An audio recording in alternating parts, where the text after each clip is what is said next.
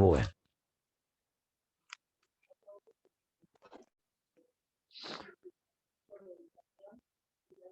vamos entonces.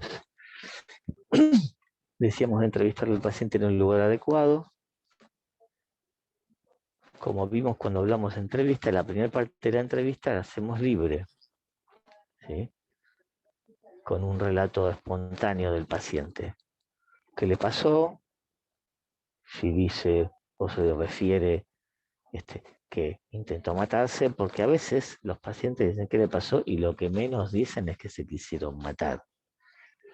Entonces, después de que tengan todo el relato y que el paciente les haya contado todo lo que quiso, uno lo pregunta directamente. Y acá uno tiene que saber, por supuesto que tiene que intentar respetar la privacidad del paciente, pero eso no quiere decir no enterarse de las cosas, sino es preguntarlas con cuidado, preguntarlas sabiendo que eso es íntimo. ¿Sí? Y digo, es como pedirle a alguien que se desvista y que se ponga, ¿sí? Si bien está ante un médico, el pudor sigue estando. Entonces, cuando un médico le pide a un paciente que se desvista, no le digo, bueno, sáquese la ropa, sino que debe ser con esto cuidadoso. Decirle, bueno, le voy a pedir por favor que se desvista para poder examinarlo. Sí, bueno, acá cuando uno va preguntando sobre estas cosas también debe ser cuidadoso y preguntar sabiendo que uno está metiéndose en algo pudoroso. Bien, entonces cuando llegamos al punto de que el paciente lo contó o de que se lo preguntamos, empezamos a preguntar por el suicidio. ¿Por qué? ¿Desde cuándo? Si ha habido un desencadenante, ¿desde cuándo tiene la idea? Digo, ¿no? Una pregunta por la idea suicida, las causas, los motivos, si hubo algún desencadenante, o sea, ¿por qué ahora si lo viene pensando hace meses? ¿No? Si la gente dice que lo viene pensando hace meses, bueno, ¿qué pasó hoy? Sí, para que se decida, porque eso es una información importante. Si el paciente no lo contó, porque a veces lo cuentan solo, uno pregunta si hay arreglos póstumos. Muchos pacientes, los que tienen una seria intención de suicidarse, muchas veces no quieren ser una carga para los otros y entonces arreglan todos sus problemas antes. Digo, pagan sus deudas, algunos hasta dejan plata para el entierro y para todo lo que es el velorio y demás. Limpian la casa, ordenan todo y después se matan. Y las circunstancias y el contexto. Y esto es investigar un poco cómo fue, o sea, por qué lo hizo con ese método. ¿Cómo tomó pastillas? Bueno, ¿de dónde sacó las pastillas? Porque una cosa es que las vaya comprando y las vaya copiando y otra cosa es que era lo que tenía a mano. Digo, son cosas diferentes a la hora de darle una valoración al intento. No, por supuesto, el que las haya comprado indica un plan, sobre un plan suicida. ¿Sí? Lo viene planeando y lo va ejecutando hasta, se va preparando hasta que lo hace. El contexto tiene que ver, por ejemplo, con la oportunidad de rescate también. ¿Sí? Muchos pacientes, o a veces los pacientes, hacen un intento de suicidio en un lugar donde es muy difícil que no los rescate alguien, que no aparezca alguien. En la propia casa se levantan de la mesa, se encierran en el baño y se cuelgan o se cortan las venas. Y muchas veces lo que pasa es que la familia que estaba en la casa, que pasa que no vuelve, que pasa que no vuelve. Bueno, eso significa algo. Por algo lo hace así y no espera que no haya nadie en la casa y que no tenga oportunidad de ser rescatado. Entonces, no es que el paciente lo piensa esto, lo voy a hacer así me rescatan. No, Pero sí, inconscientemente uno tiene que valorar esto, de que, bueno, era difícil que nadie le dé bola o se percate de que algo está pasando.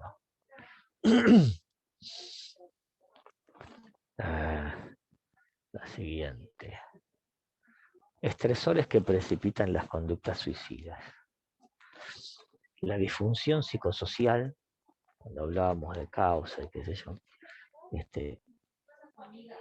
vemos las disfunciones psicosociales, digo, lo social en esto también, ¿sí? Pérdida de trabajo, pérdida de parejas, muertes de seres queridos, pérdidas importantes. Bueno, vimos, ustedes eran chiquitos o no estaban todavía, pero cuando fue lo del corralito, que la gente se quedó sin un mango, varios se mataron, pérdidas económicas. La presencia de depresión mayor, las intoxicaciones, como habíamos visto, que a veces los pacientes se intoxican como para darse valor, como que no se animan y como saben que eso los desinhibe, por ahí toman alcohol o toman pastillas y alcohol y después cometen el acto. Las conductas imitativas, digo, no hace tanto, y ahora no, hace tiempo que los chicos se conectan desde cualquier parte del mundo y ven cosas o se enteran de cosas por internet. ¿Se acuerdan que había juegos de la muerte hace poco y varios pibes se suicidaron así? Bueno, esto es conductas imitativas. ¿Sí? Lo hacen otros, lo hago yo y chaca, ahí voy. Por supuesto que esto tiene un trasfondo detrás que es particular de cada uno. Cómo cada uno llega al suicidio, aunque sea partiendo de esto que es la imitación, es un camino individual. ¿Sí? Nada es mecánico en psiquiatría y nada es que una cosa es consecuencia de otra, sí o sí. Digamos, una de las dificultades que tiene la psiquiatría es que trabaja con lo más diverso que tenemos los seres humanos, y es el funcionamiento cerebral. O sea, nuestro cerebro en estructura es bastante parecidito al de unos a otros. Ahora, ¿cómo funciona eso por adentro? Es lo más diverso que tenemos. Y lo más diferente entre unos y otros que tenemos es eso. El corazón de uno es bastante parecido y funciona bastante parecido al de otro. El hígado, el riñón, los riñones, los músculos. Y en esto hay toda una uniformidad y entonces se puede saber mucho de cada uno individualmente. Pero en el funcionamiento del cerebro somos distintos y a veces muy distintos unos de otros. Y esa es una de las dificultades de esta especialidad. ¿Sí? Y es una de las cosas más apasionantes también, porque es donde uno tiene que pensar más, porque no es que le hago un electro y si la onda P está para arriba, está para abajo, significa esto o significa lo otro y ya está. ¿Sí? O si el QR está cortito, bueno, es una arritmia de acá y ya está. Y lo tengo. No, en psiquiatría la variabilidad entre uno y otro es muy grande. Pero a pesar de eso, intentamos tener parámetros y tener protocolos, pero siempre tenemos que tener presente que es por ahí la especialidad donde los parámetros y los protocolos se ajustan menos al problema que tenemos, comparándolas con las otras especialidades. Factores de riesgo para el suicidio. La raza blanca, ¿sí? Se ha visto que son los que más se suicidan. La raza negra no, la amarilla tampoco, los latinos tampoco, pero la raza blanca es la que más se suicida. El sexo masculino. Se suicidan muchos más hombres que mujeres. el tema y la particularidad es que intentan mucho más las mujeres que los hombres. Las mujeres tienen más intentos de suicidio, pero los hombres tienen más suicidio.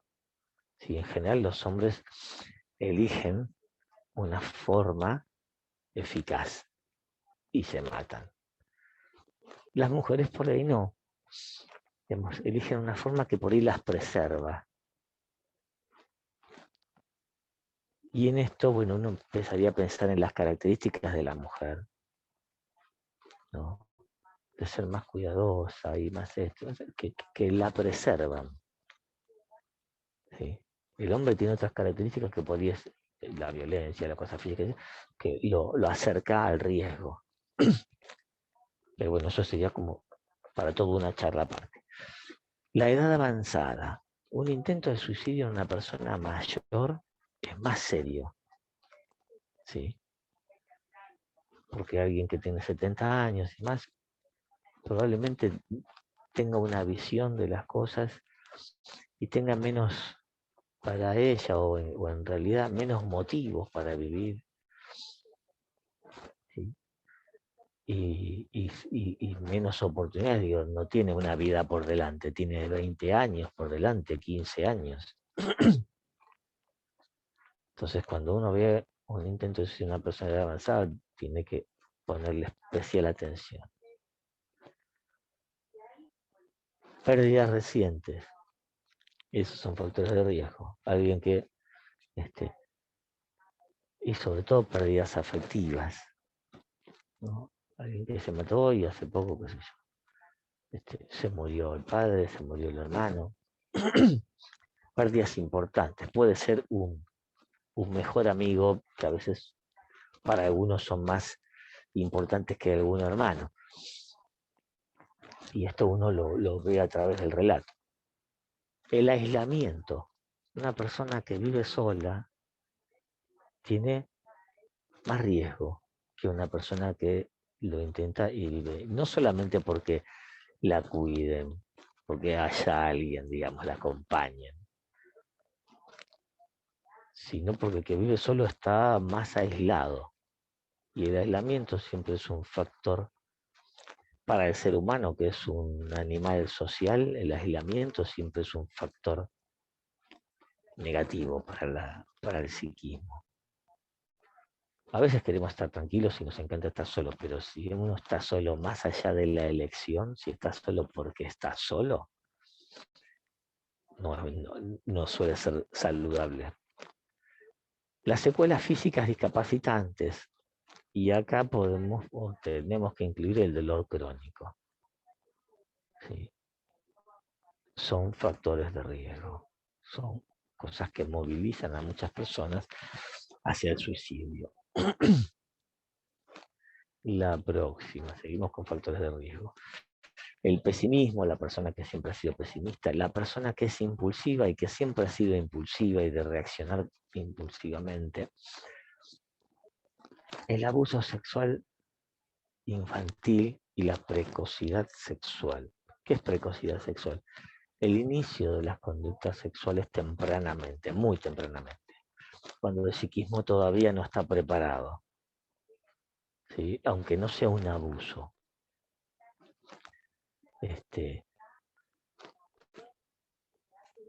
¿Por qué? Porque son traumas muy importantes y muy difíciles de soportar.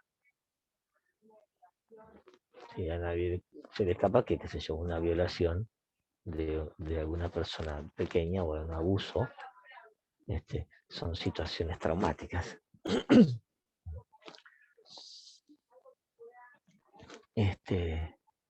Yo suelo comentar una película de hace bastante tiempo, que creo que se llamaba Río Claro, Río Ancho, donde una persona que había sufrido un abuso sexual de chico termina suicidándose, pero de una manera muy curiosa. Admite haber hecho algo que no hizo, sabiendo que entonces lo iban a matar. lo agarra un amigo, un amigo de la infancia, que ya no era amigo, pensando que él había matado a la hija cuando él no lo había hecho. Río Místico es, ahí me acordé de mi nombre. Es muy buena la película, tiene unos actores infernales. Se las voy a spoilear, lo siento. Este, pero bueno, él admite algo que no había hecho y dice que sí, porque el otro le dice, decime, si me lo decís, si me decís la verdad no te voy a matar, pero el otro estaba seguro, creía que la había matado. Entonces dice, si me decís la verdad, no te voy a matar. Mentira, está toda la escena está dada para eso y él le dice, bueno, sí, yo la maté cuando no la había matado. Y obviamente la mata. Esto es un suicidio. ¿Sí? Porque a mí que me maten diciendo que yo no la maté, si yo no la maté.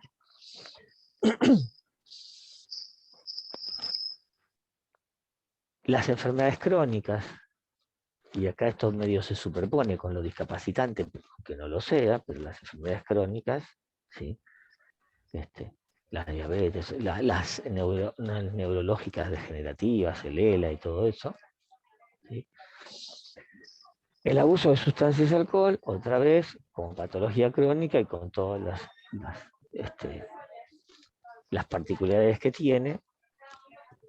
El síndrome depresivo, otra vez, los antecedentes de intentos suicidas previos, personales o familiares. Cuando interrogamos a un paciente suicida o con intento de suicidio, tenemos que preguntarles, sí o sí, por intentos previos. Si alguna vez lo hizo y cómo fue, investigar el intento previo.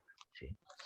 Y también si hay en la familia o en el círculo allegados de él intentos o suicidios, porque esas cosas incrementan el riesgo.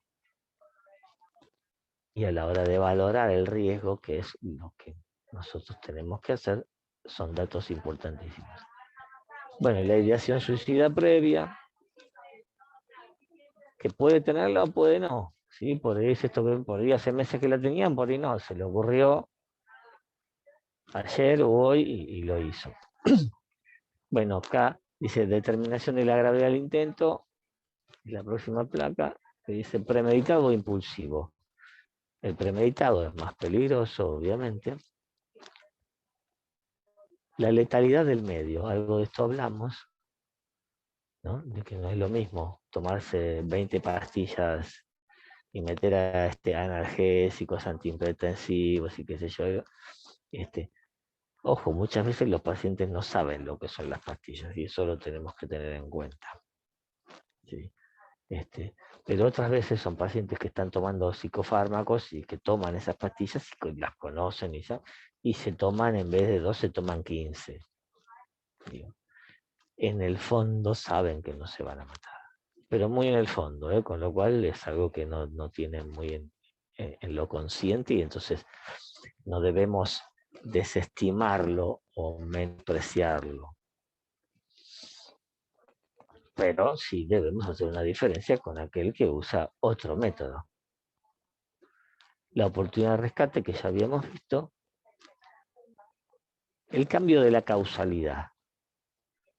Esto no hablamos hasta ahora, no hablamos mucho, pero cuando esto pasa, yo lo he visto varias veces, cuando la causalidad es alguna ruptura de pareja, por ejemplo. ¿Sí? Y como consecuencia del intento suicida, la pareja vuelve. ¿Sí? Obviamente, de paso, para decirlo, volver no es una buena medida, ¿no? Porque ya estamos casi chantajeados, el que volvió está casi chantajeado, si te vas me mato. Entonces no es que si uno se va es culpable de la muerte, ni ahí. Se mata porque quiere matar, porque decide matarse, ¿sí? En vez de solucionar el problema de alguna otra manera. Pero bueno, muchos vuelven, ¿sí? Y vuelven diciendo, bueno, vuelvo ahora y después de a poco me voy yendo.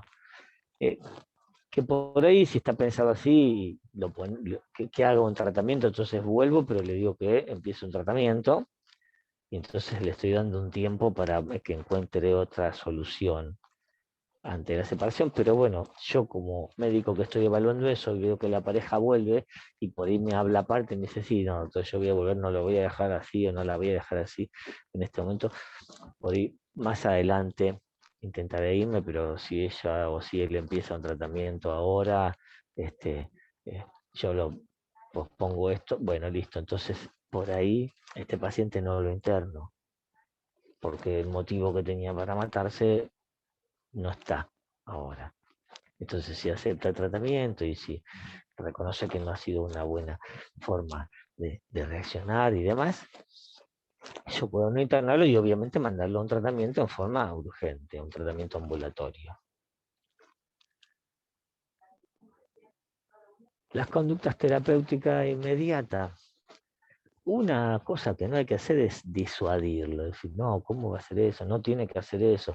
Piense en, qué sé yo, sus hijos, porque probablemente ya lo haya pensado. Entonces, disuadirlo, intentar convencerlo de que no hay que hacerlo, no es bueno, porque por ahí nos dice que sí, para dejarnos contentos, y nosotros nos creemos que ya está todo listo, que se arregló el tema, y no se arregló nada.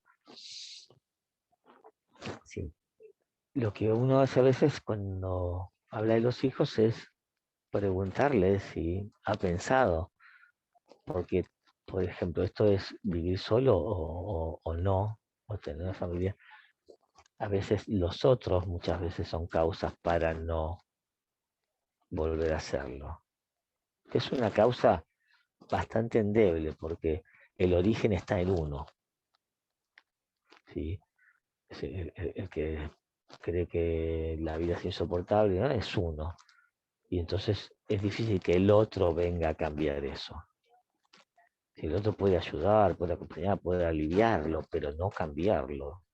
Por eso es un tratamiento que lo va a cambiar, es el tratamiento individual. Si el intento, si el intento ha sido severo, internar en psiquiatría una vez que se descarten las complicaciones o las intercurrencias. Digo, depende de cuál ha sido la conducta suicida. Primero nos ocupamos de cuidar el cuerpito, de ponerlo en condiciones, y por ahí lo internamos en clínica médica o en traumatología o en terapia intensiva, y después y ya empezamos el tratamiento en esa internación, y después, depende de cuánto dure esa internación y qué haya pasado con el tratamiento durante ese tiempo, por ahí pasa a estar internado en psiquiatría, o por ahí, si el tratamiento fue suficiente como para comenzar un tratamiento ambulatorio, por ahí de clínica, de unos días en clínica o de un mes en terapia intensiva, por ahí se va a la casa con tratamiento ambulatorio. Si el intento fue de escaso riesgo, se rectifica la ideación, se puede evaluar la posibilidad de una internación domiciliaria. ¿Qué es esto? Bueno, que el paciente permanezca en su casa, acompañado todo el tiempo, con un tratamiento inmediato, o sea, que mañana o pasado empiece un tratamiento. Y para esto también uno debe evaluar el medio sociofamiliar, o sea, en manos de quién va a quedar el cuidado, porque a veces la familia está medio tan mal como el paciente, pero no decide suicidarse por ahí. Entonces, estos no van a poder cuidarlo, ¿sí? Entonces, aunque tenga familia y quieran cuidarlo, si a mí me parece que esa familia no va a poder cuidarlo, bueno, no lo voy a dejar al cuidado de esa familia y lo voy a terminar internando. Bueno, vamos a ver ahora intoxicaciones. Hoy va a ser medio maratónico, chicos, porque acá en la biblioteca empezó una charla de género, que yo, y del otro lado de los libros hay un montón de gente charlando y no me da para salir y entrar y hacer un receso que a mí me gusta hacer por ustedes principalmente y por mí. Hoy no nos da la chance. Así que a ser fuertes y valientes. Intoxicaciones. Las intoxicaciones, en principio, son del territorio del emergentólogo, una especialidad que está imponiéndose o está ganando territorio, pero que no está en todos lados. Si no es el emergentólogo, estará el clínico. ¿Por qué? Porque en las intoxicaciones el riesgo suele estar en lo orgánico. Entonces hay alguien que sabe más que el psiquiatra del orgánico y que se ocupe él. ¿Sí? Y habrá entonces que tener en cuenta la toxicidad de la sustancia o del fármaco usado, las dosis utilizadas por el paciente y la presencia de conductas abusivas previas. Este paciente probablemente, muchas veces el clínico, si viene un paciente intoxicado y que tomó esto, tomó lo otro y no fue un claro accidente, lo manda al psiquiatra. ¿Sí? A los colegas de clínica médica les cuesta muchas veces entender por qué una persona se hace daño de una manera tan flagrante, tan alevosa, y esto causa angustia y rechazo. Entonces el colega dice, que lo vea el psiquiatra porque este está loco. Sí, pero en este momento el riesgo principal no es su locura porque ya se intoxicó, o ya, entonces su riesgo es físico y hay que explicarle al colega que de eso sabe más él que nosotros y que nosotros vamos a estar ahí apoyando esta asistencia como interconsultores, porque después ese paciente muy probablemente siga un tratamiento psiquiátrico, pero el primer tratamiento que tiene que tener es el clínico y es estabilizar su salud física.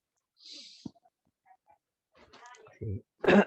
No nos hagamos cargo de lo que a veces nos piden nuestros colegas, que es, bueno, este quiso suicidarse, se tomó todo esto y atendelo vos.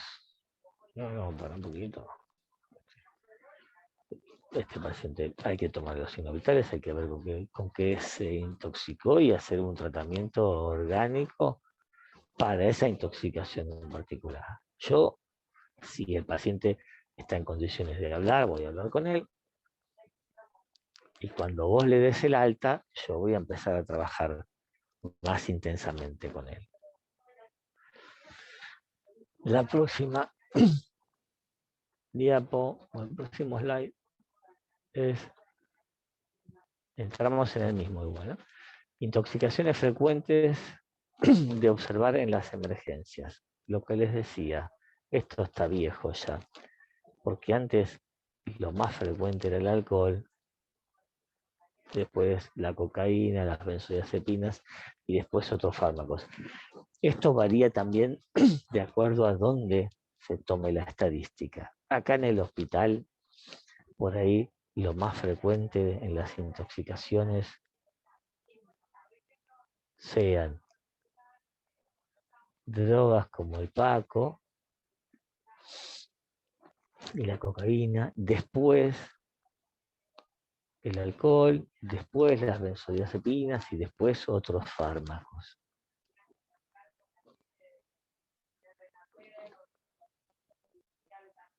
Sí, es raro ver, se ha visto que alguien se tome aguarrás, lavandina, ¿no? Estas cosas que se ven, yo creo que se ven en tóxico, ustedes usaron tóxico, ¿no? Estamos en eso algunos. Bueno, y las lesiones que dejan los alcalinos o los ácidos a la ingestión, que son terribles y muchas veces mortales, pero esas son menos frecuentes. Pero a veces líquido de freno, yo he escuchado cosas tan raras que han ingerido los pacientes. Obviamente, también después de estas, así, y ahí cerquita, están los venenos. ¿Sí? Para hormiga, para rata. Eso lo ve el clínico, obviamente. Finalmente, la placa última de intoxicación dice: los cuadros de intoxicación deben ser asistidos por clínica médica o emergentología. De ser necesario, será un seguimiento por psiquiatría, o el clínico solicitará, si no hay un psiquiatra ahí, el clínico va a solicitar una interconsulta antes de darle el alta al paciente. Si tiene la chance, si no tiene la chance, será muy enfático en decirle tanto al paciente como a sus acompañantes que es imprescindible la consulta psiquiátrica, si es que uno no la puede hacer donde está, ¿no? Porque no haya psiquiatra disponible ahí.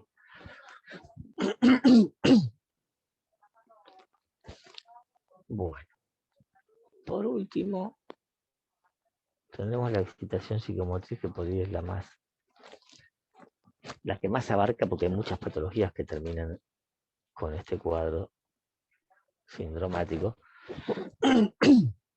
Y es la más larga porque es la más compleja. Empecemos. Una definición. Es un síndrome caracterizado, la excitación psicomotriz, por una grave perturbación conductual.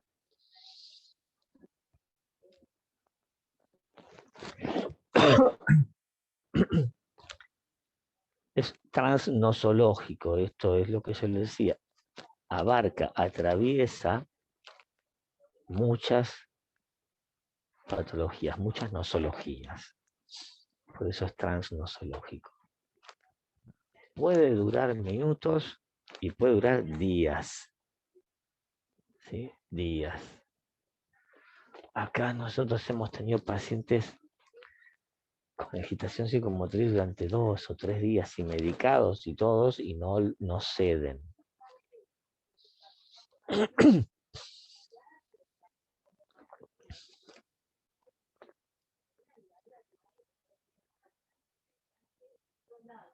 ¿Cómo es una intoxicación? Una excitación psicomotriz. Van a ver en el paciente inquietud motora, irritabilidad,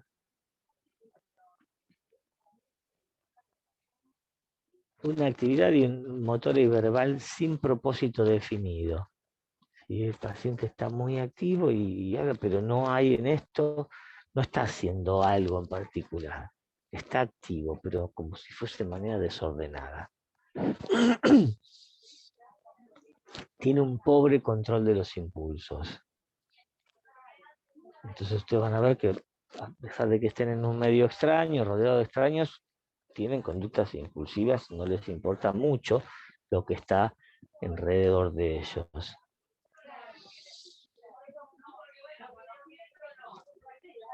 Los signos de la agitación psicomotriz incluyen también disminución de la cantidad de horas de sueño. Suele ser previo esto.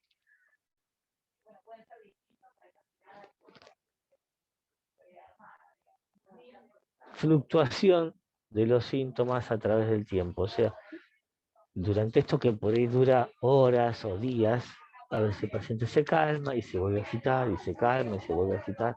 Y esto se ve también bastante, cuando vean síndrome confusional, van a ver que esto es típico. El síndrome confusional tiene una evolución así medio ondulante, mejora, empeora, y la excitación psicomotriz acompaña esa evolución.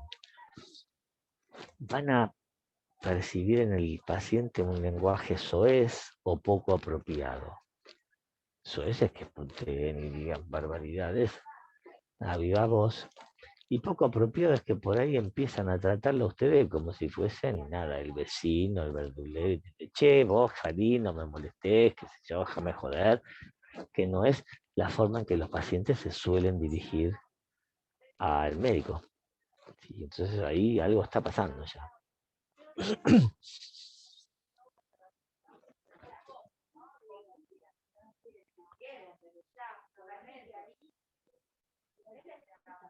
Muchas veces hay un distrés personal o familiar. ¿Sí?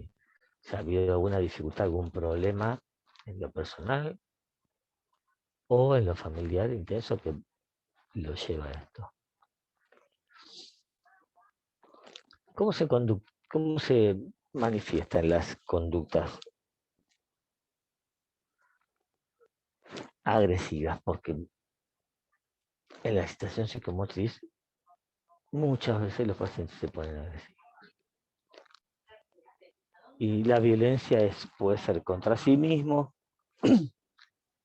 contra otros, contra objetos, porque se ponen a romper cosas o a tirar cosas.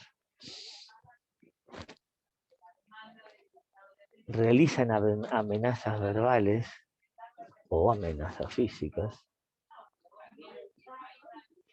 Y otra vez la impulsividad. Son impulsivos en todos estos actos. No es que lo van pensando, lo planean. Justamente vamos a ver después que una de las ventajas que tenemos nosotros es que el paciente está en un estado en el que tiene poca capacidad de planear. Y se supone que nosotros, que tenemos información de todo esto, y algunas más que vamos a tener, sí tenemos la capacidad para planear. ¿Sí? ¿Qué pasa? Si no tenemos conocimiento para enfrentar esta situación, lo más probable es que tengamos miedo. Y si tenemos miedo, la capacidad de planear se ve reemplazada en general por la capacidad para huir. ¿Sí? Entonces, saber qué está pasando, como siempre, saber nos aleja del miedo. Y el desconocimiento, la ignorancia nos acerca al miedo siempre. Causas de excitación psicomotriz, episodios psicóticos agudos, trastornos severos del estado de ánimo, intoxicaciones alcohólicas, drogas ilegales u otros medicamentos.